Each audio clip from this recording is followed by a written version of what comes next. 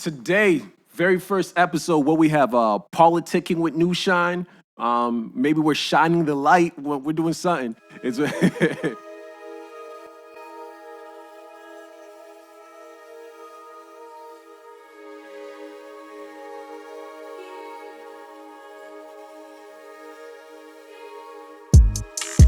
I'ma get it on my time. Politicking on my time. I'ma get it on my time. I'm politicking on my time, baby. we're going to have a lot of fun today. My name's Kurt Foston. I'm here at New Shine Studio, our first podcast episode where we're just going to talk about everything in life, whether it's the community work, what's going on in the world, what's going on in music, sports, you name it. More than likely, we're going to talk about it. But the whole thing is this though. We have a real claim. We have a motto. We have a goal. The goal is this, is that we're living in a very, very stressful state right now. Mental health is an issue. Emotional wellness is an issue. Wellness in general is an issue specifically for Black and brown people.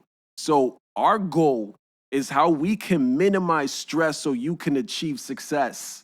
How we can help lower your stress levels emotionally so you can identify exactly where you need to get to because you're going to get these goals, this success, everything that you need in life. So that's about it. And it was funny because all this came together in a matter of days.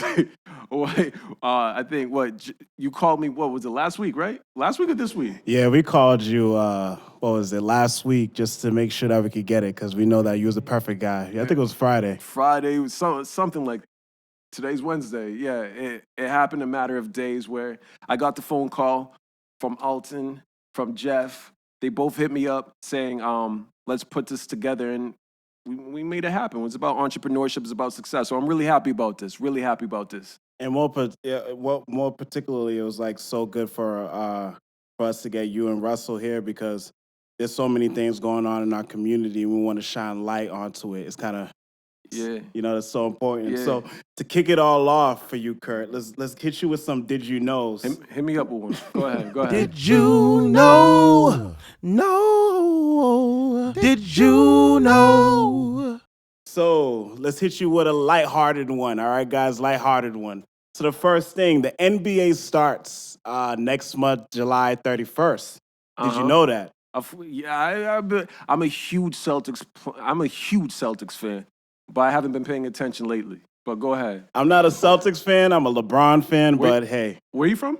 I'm from Boston. I know you are. And you're not a what? Come on. That doesn't make sense. I'm sorry, but let's hit it down with you. So they start July 31st at Walt Disney World facilities in Orlando. Yeah. And a lot of players are opting out. So we have Kyrie Irving, Avery Bradley, Dwight Howard, some of the biggest prolific figures. What's your thoughts on that? I mean, it's interesting because we already know they're in a union, so even though they want to opt out, I don't know if they actually have a choice if the union already agreed to it, right? If the union agreed to it, more than likely they're going there. But also, I did hear individuals say this could be a great distraction in ways, entertainment value from what's going on in the world. But I also heard other players saying they don't want to distract from the importance that's going on in the world. So it's a catch-22. I see it both ways. For sure. What you think? Honestly, my thoughts are I see how it takes away, if we think about the beginning of sports. Yeah. We're thinking about gladiators throughout Rome, right? Yeah. The whole beginning of sports is for the distraction. Yeah. So people go crazy when they have their sports. That's right. So let's move on. The next thing is they are starting to wear rings on people's fingers. No, who is wearing the rings? That's a real question. So basically, Aura Health confirmed that they're providing a smart ring called the Aura Smart Ring. I hope I'm saying this right. Yeah. And basically, this ring is able to look at the user's temperature and respiratory rate, estimating their resting heart rate, and to see the variability of it, to see if they have symptoms of COVID. Yeah, but who are they giving the rings to? All the NBA players. What about the essential workers? So they are moving through that. So basically their claim is let's use this opportunity to test it on the NBA players and then provide it to essential workers. It's called capitalism. They're all about money. That's all this is about, man. Makes no sense. Makes no sense. Yeah, you're right about that. You're right about that. So the last one Go ahead. that I got for you. So if anybody's from Boston, a lot of fireworks has been going off. And personally, I had no idea why this was happening. But then I realized it's because of the protesting and rioting that's been going on, the unjust killing of black men. Yep. So this is happening every night. And women, my apologies. The systematic oppression. So this is happening every single night, all night, in light of these events. Yep. Thoughts? My thoughts are they need to buy better fireworks, first and foremost. They sound like little tutus, like paps, and they don't even got the flares to it. That's the issue. That is exactly the issue. So the other night, I'm with my son, sleeping.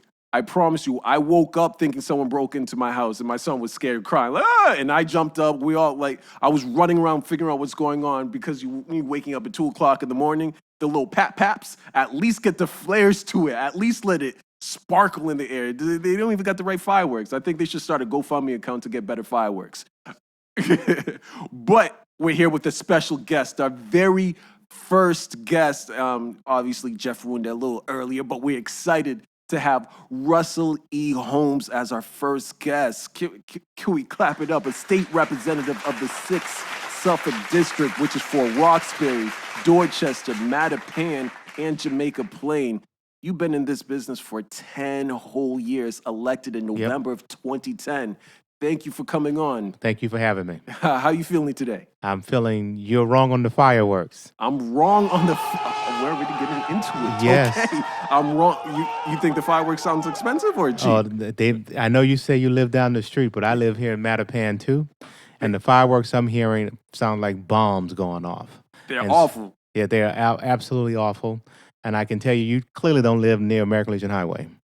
Because I live off Truman. Because if you live near American Legion Highway, rest assured you would have the boom boxes with the guys pulling up with their vans, loading up the music, and then you would have also just fireworks going off left and right. So between American Legion and Talbot, the fireworks in my neighborhood are just out of control. And I'm with you. They go off all times of day and night, all the way until 5 o'clock in the morning. So since you brought it up, since we're already going into it, so what do you do in those scenarios? You have individuals that want to professionally or properly demonstrate, right? They want to protest in ways. No, I don't believe that's it as well. Go ahead. I think we have given them some money. Yep. And we've given them some time. So they're not going to work the next day. And when they have plenty of stimulus money or this PUA money, they get an extra $600 plus what they were getting for unemployment. And I think they are using their money incorrectly. You think that they're using the money incorrectly? Yes, indeed. But you don't think this is almost symbolic in ways, or the disruption? Think of it like this, right? And mind you, I haven't done the fireworks, but they feel as though, some of them may feel as though, let's disrupt the neighborhood, disrupt the peace, because we feel the neighborhood I live in. Absolutely. So let me tell you the best thing, not the best, because there's nothing I should say about looting anyway. But let me just say the wise thing was that finally black people decided that instead of burning down our own neighborhoods, we have a little walk over to Beverly Hills. So you think about what happens when you take those same folks and they show up to Rodeo Drive. Yeah. So if you're going to loot something, if you want to really have an impact, why are you burning down my neighborhood? Absolutely. Why are you disrupting my neighborhood? If you're going to have a problem and you want to really protest, go to someone else's neighborhood and protest. And so I think about what's happened all up and down Blue Hill Ave during the 60s. We still are trying to recover. You burned down my buildings. You burned down my shops. Shops never came back. And we still have not recovered. And it's 50 years later. So let's be wise. Let's be smart about what we're doing. And I understand the anger. But you can definitely use that anger in a more productive way than disrupting the seniors in our neighborhoods, disrupting the few of us who are still going to work, and disrupting the families that truly are being disrupted all night long. So we're going to get into your background. Okay. Going to get into your background, growing up in Mississippi and Mattapan, and how did it bring you to where you are right now, which we can all appreciate. But quick question: in your position, would it be right for us to provide a platform in ways for them to properly demonstrate then, or properly protest? Because if they don't feel as though, if someone doesn't feel as though they're given an opportunity or a platform for their voices to be heard, or they feel as though when they are speaking, it's met with oppression in some way, shapes, or form, now they're taking into their own hands. Mind you, I don't agree with the fireworks because there, like I said, is a disrupt. It's been So when you say in my position, let me say this. Yes. It is an honor to represent the neighborhood I grew up in. And it has become clear to me that all of these activists don't even invite me to their protests. And part of it, I think, is because they very much want to be the star of the show. I don't think this new generation respects the other generations. It's like, move out the way. We have our own voice. Our voice should be louder than yours. And so they have an open platform. You guys do everything you want to do. Yep. You can go march downtown. You can go loot downtown. You can go on Facebook, Twitter, WhatsApp. You do all of these different things that the sky's the limit. Yep. So you have the sky being the limit to you. Why do you now need to come to us who you're not listening to and disrespecting our neighborhoods, the neighborhood we've been fighting for generations? We have never fought for us to be up all night long. So I think you have plenty of avenues. And our problem is we have a community that loves many of these young folks and don't want to arrest them. Literally, we are having conversations in community meetings saying, how do we solve this? We don't want to have the police come and arrest anyone. Yeah. And we still want you to have this freedom, but we think it's very disruptive to all of us. And so I can tell you, meeting after meeting after meeting after meeting that I go to, even if they all are on FaceTime or on Zoom, that is the number one issue I'm hearing. Fireworks. Okay. Quality of life.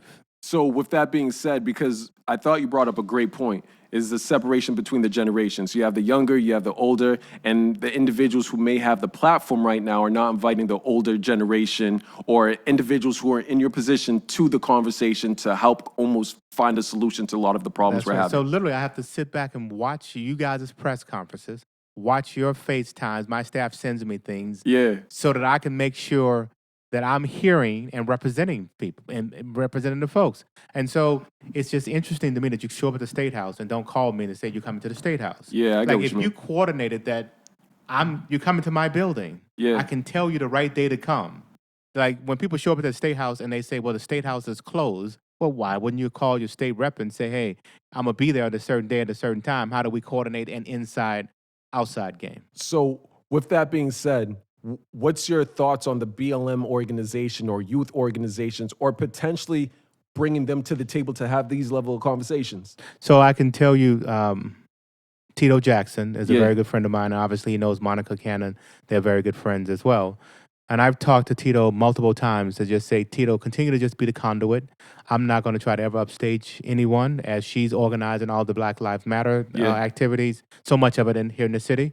She has a great relationship with many of those folks in the organization. I've actually tried to attempt to have Black Lives Matter at the Mattapan Library, and they kicked me out of the meeting. They kicked the police out because I brought the police, because I thought initially, this was years ago, that it was a conversation about how do we come to some solution. And the solution for Black Lives Matter at the time was we don't want the police. And so we're trying to, so this defund the police conversation isn't a new one. And so bring me into any conversation, I'm going to be supportive. So overall, though, are you like... Black Lives Matter sign is in my front yard. Okay. You let that be known. I like that. I like that. You let that be known. So, for example, Monica did a great job. I think, what was it, last month she got... Was it last month she got like 55,000 right there in Franklin Park? Well, that's what she said she got. I'm not sure what the number was, but I'm just simply saying if you can rally that many people together, listen to me again, please. Of course.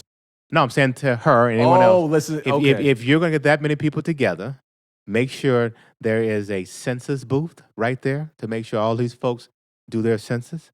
Make sure there's a voter registration booth right there. Our power comes in not just in organizing and coming and giving speeches. It also comes in, let's make sure we mobilize at that moment to do the things that we know we're going to need in the future. So there are just some simple things that I would like to just be incorporated, but that won't matter unless I'm asked. And I share my opinion only when I'm asked. Okay. This is interesting. I've personally seen her I've personally seen her multiple times do some amazing work in the community. But I see what you're basically challenging, saying, could we add something that will push the conversation a little bit forward? I'm just simply saying that we in the legislature make decisions for all 6.8 million people in this Commonwealth. We just voted today that Juneteenth will now be a holiday in Massachusetts. Okay. We just voted today on $4 billion.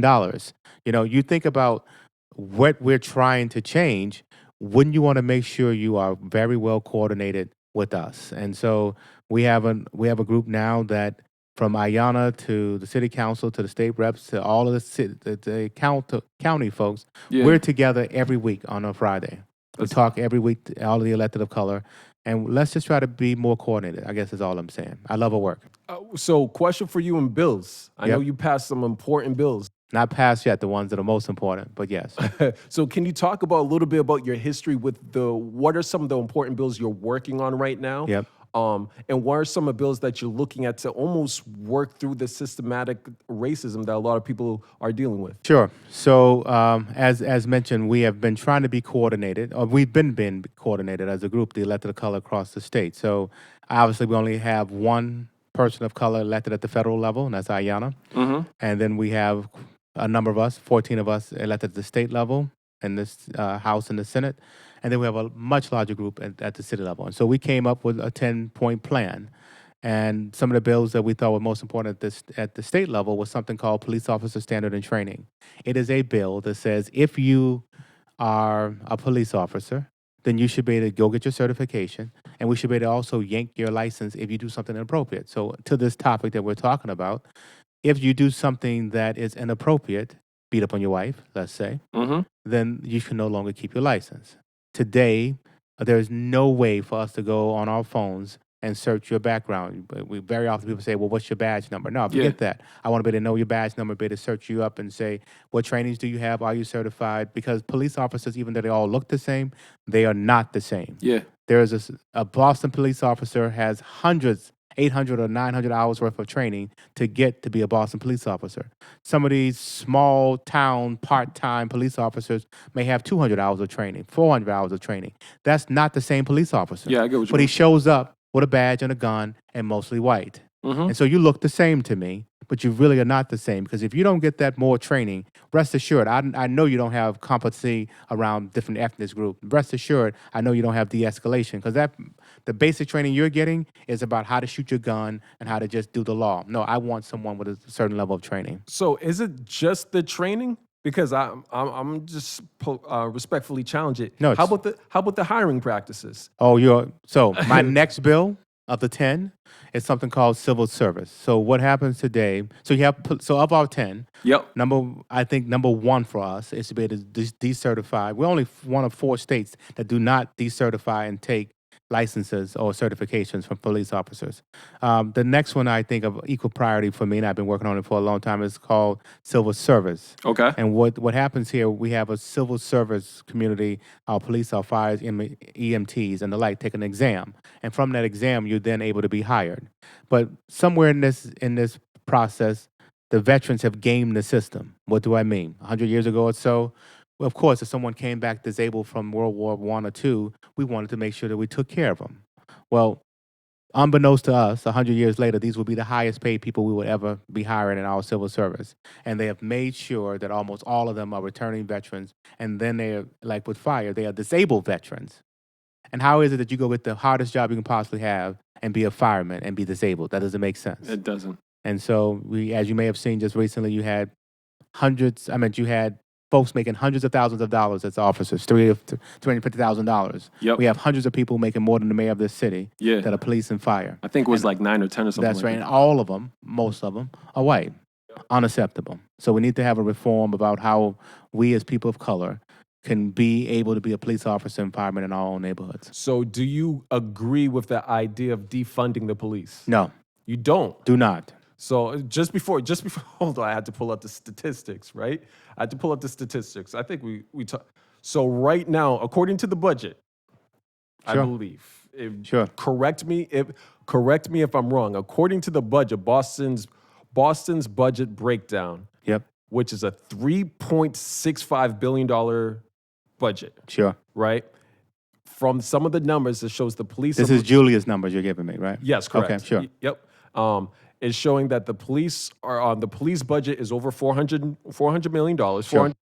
over $414 million, and certain things like arts and cultures has a $2 million budget, or the neighborhood services have a $3.8 million budget. Youth engagement and employment, it's $7.8 million budget. So you don't believe the idea. I know there's certain statistics and reports that show this generation is the most over-policed in general. We're just quote unquote over-policed. So you don't necessarily agree that we should defund the police in any way, shape, or form. So you asked the question, do I believe in defunding the police? Yes. What I believe is that a person who has a mental health problem should not have a police show up at their door. And so I can tell you I'm a landlord, and I've made a phone call very often when I've had problems in my household that I knew I did not need a person to show up with a gun and a badge. I needed a different resource. Social worker, for example. A social worker, what we call the best team, things of that nature. So do I believe in taking money that the police is now using and giving that to social workers and other folks who are more appropriate to deal with the issues and not have our police go after every single issue? Yes, I do believe in that. But I can tell you right now, I've lived in Mattapan my whole life. Yeah. I want a very good police officer in my district.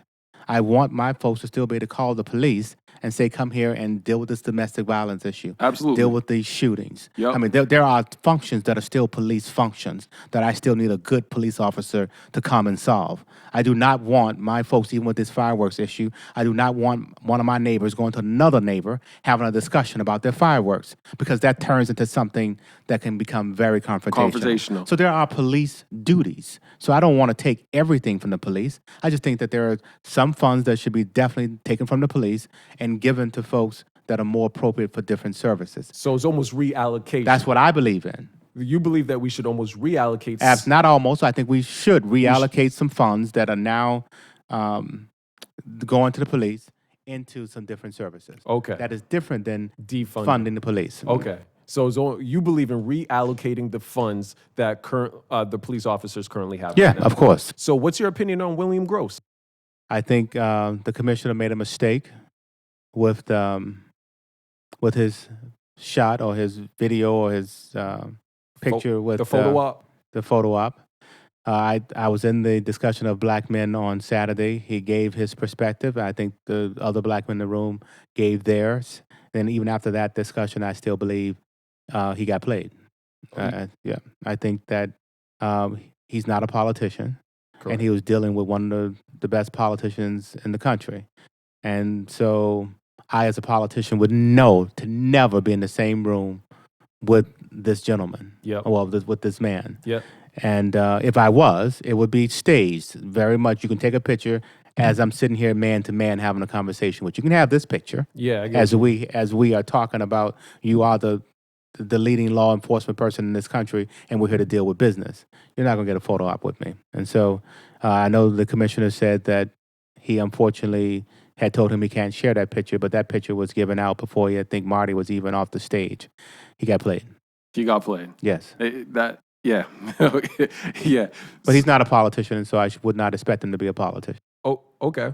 All right. So in general, though, do you feel like he's doing a good job? I do.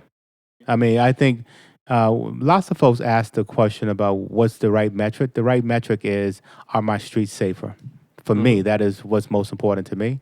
We're a long way from being a city that would have 150 murders. We're way down under 50, as long as we can continue to drive that down and have a good relationship between our police and our community. So we picket and protest on many things, but those are typically not things here in Boston.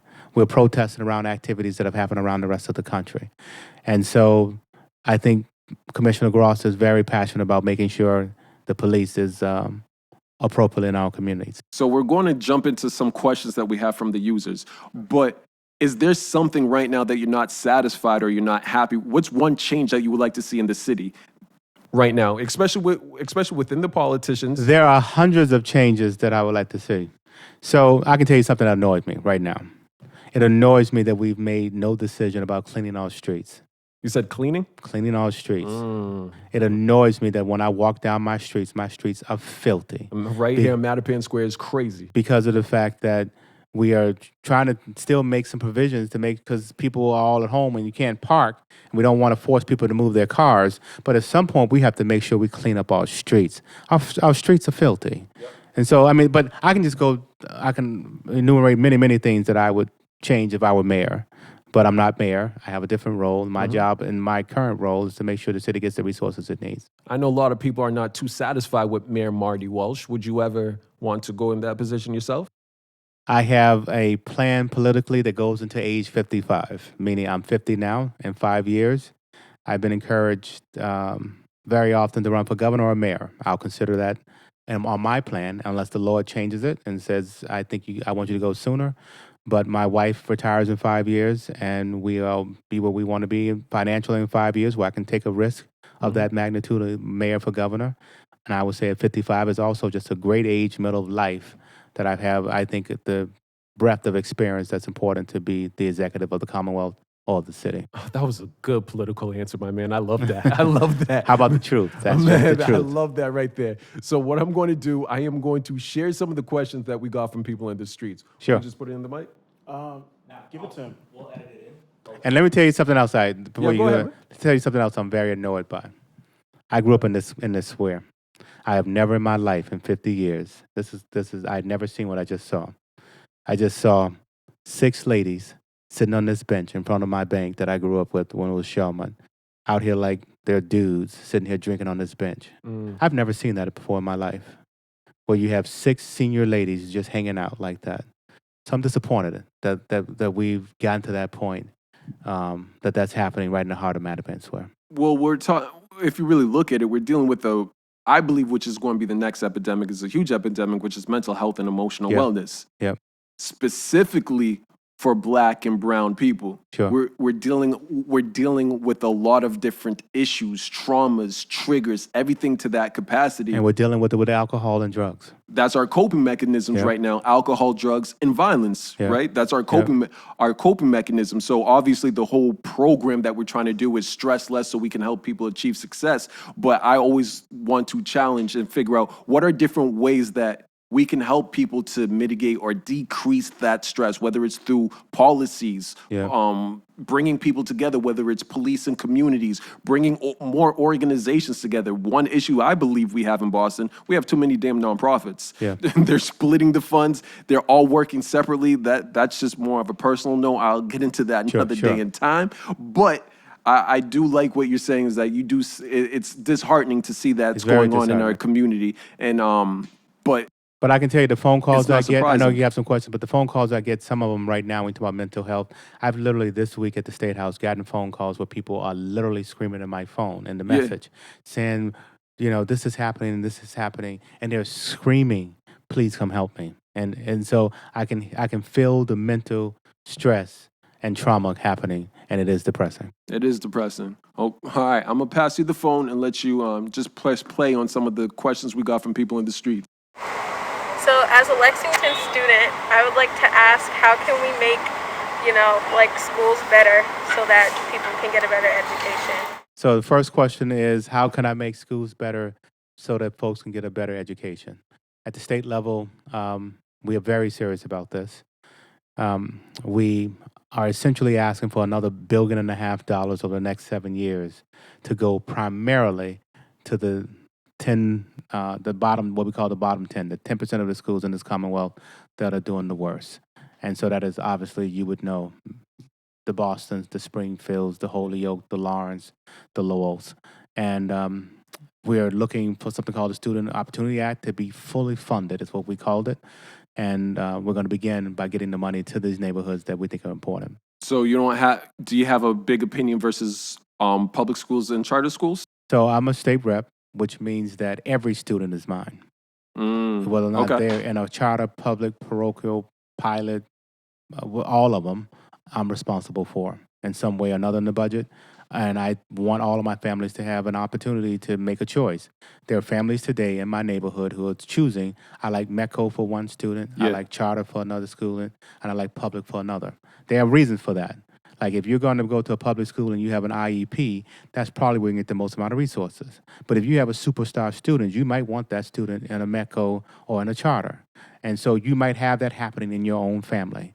And so I don't pull any of these families apart because some of them are literally making that decision for each one of their children. But don't we think, though, there's an issue? Think about it, right? Statistics show how METCO kids are graduating college at a higher rate. No, they're not. I think I could pull out the research. So I can tell you when I came in, I demanded that METCO give me the numbers. They were not giving us the numbers before. So yes, they are graduating at a higher rate, but not the rate that I think is worth pulling my kids out of their neighborhoods every single day. Here's what I mean.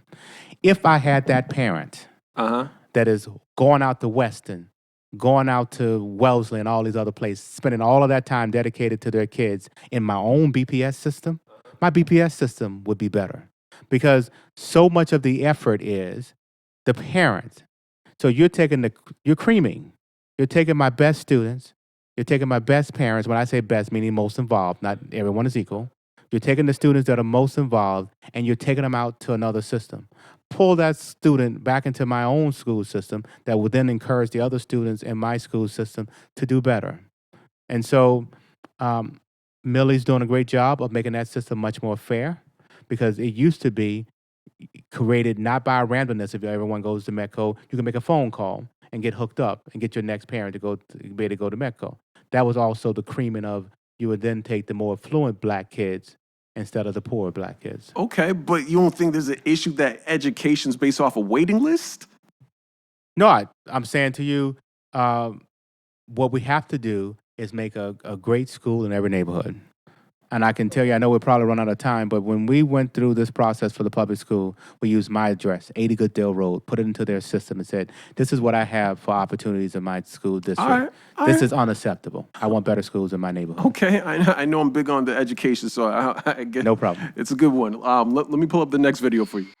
Why there's no better quality restaurants around the way, better food and whatnot, instead of fast food and all that? Okay, so his next question was about why there are no quality restaurants in Mattapan. Let me tell you. No, let me just tell you. This is something that I've been working on for almost 20 years. I can't force a restaurant into my neighborhood. I cannot force a store to come into here. This is all private business. But Ayanna Presley, myself, and others, we said, well, one of the primary drivers for a restaurant is the liquor license. Yeah. Because that's where truly the money is made. Yeah. So literally, we crafted a plan to get 50 liquor licenses, all with the intention of trying to get a liquor license into Mattapan and to certain other areas here in Dorchester and the like. And we said these liquor licenses will come at a reduced price. So instead of you going on the open market paying $300,000, you can get this liquor license for, I think it was $5,000 or $10,000. And so we marketed hard, Mattapan, and other neighborhoods. But I'm Mattapan. I was most focused on Mattapan. And we did not get one application. All 50 licenses went to other places, knowing that this whole goal was to target and get a reduced price liquor license with a restaurant attached to Mattapan Square. And I even made phone calls to people who were business owners, who were people of color, and say, how about considering this liquor license over in Mattapan? So we're going to still consider it again. And this time we're going to lock in those licenses. We're going to say, if we're expecting 5 licenses for Mattapan Square and no one applies for them, all we're going to do is say, you can't have them across the rest of the city. It is one of the most serious problems I think we have. I mean, everything feels like it's about to change because there's certain talks that Mattapan's about to get gentrified. Well, I can tell you, if you watch my press conference yesterday with the governor, this was the thing that I spent the most amount of time on. The fact that somehow, when I bring a brand new train station, when I bring a brand new development all over the Mattapan, people say, well, you're doing this for white people. I'm a district that is 92% of color, 7 out of 10 people in my district are black. I grew up in this district. Why would I be fighting for other people? So don't sell your house. Because you don't have to be gentrified. Stay home. Stay here. Nobody's forcing you to leave. Okay. And my rule is I'm not very picky. I just want the best. Just want the best. Just want the best. That's all I want. And that's what we deserve in my neighborhood. I love it. I love it. Let's go to the next video. Let me give you the next video. I like your passion. So my question for you is, what is one way that you think could be would be a way for the police force to not use extensive forces or rules on the public community, so altogether our community can be both healthy and safe? So his question was, how can we have it so that the police force does not use weapons and things of that nature against our communities? I can tell you right now, one of the top 10 items that I talked about before was one of those points was something called use of force. We believe that we should not have militarized vehicles and weapons here in this city. We believe that you should not have tactics such as chokeholds and things of that nature used by our police. And we plan on passing that law before July 31st. Not only do we plan on passing the police officer standard and training law that I told you about decertification, we plan on having in that law use of force, which is what this gentleman was talking about. And we plan on also having in that bill by July 31st, we plan on having some reforms or conversations around what to do about civil service and hiring. Those are three things that I can tell you we absolutely want to have. And the fourth one is a commission that I've been trying to get for around structural racism, because people don't end up in prison and just happen to be there. It is all the structural, racist, white supremacist things that happen all along the way that end up having them in prisons, and we want to look at that. That bill was primarily written, almost all written, by a group called the AACC, with Fuquan and his team, and the MCI Norfolk. I go there monthly, and they have a legislative agenda that they work on with me. And I literally basically let them write that bill, made no edits, gave it to House Counsel, and submitted the bill. Impressive. Thank you. Man, this was a great first conversation. First, I want to say thank you for being our first guest on our very first episode. Well, thank you. And being able to have the knowledge and go back and forth and honestly enlighten me on things I wasn't aware of. Sure. I definitely appreciate that. I honestly think we like to wrap it up with the idea of what we call food for thought, right? Okay. And my belief, just even having this conversation, is that more conversations like this needs to be had. Sure. One thing to talk to people that are just like you, that are from your same skill set, same profession, and you have that same level of energy. But I do believe growth comes when we talk to people who are outside of our circle. Of course. So being able to have this, I'm not a politician, right? Yep. I've been in the streets doing some of the protests. I've been in the community homes doing A, B, C, and D. But being able to sit down with you and have this level of conversation reinforces the idea of who am I talking to? Who are we talking to? How can we sit down at the table and literally have these type of thoughts so we can both get to the next level? Because I guarantee you, we both have similar goals that we want for our communities. Agreed. I appreciate that. No, thank you for listening to me and having me a part of the conversation. I appreciate that. So I think that's going to be a wrap today with our very first episode, Politicking with New Shine. We're here with Russell E. Holmes, myself, Kurt Foston, and be prepared for the next one. If you are hoping to connect with us, then check us out online at www.newshinestudios.com. Also subscribe at New Shine Studios or follow us at New Shine Studios. I'ma get it on my time, politicking on my time. I'ma get it on my time, I'm politicking on my time, babe.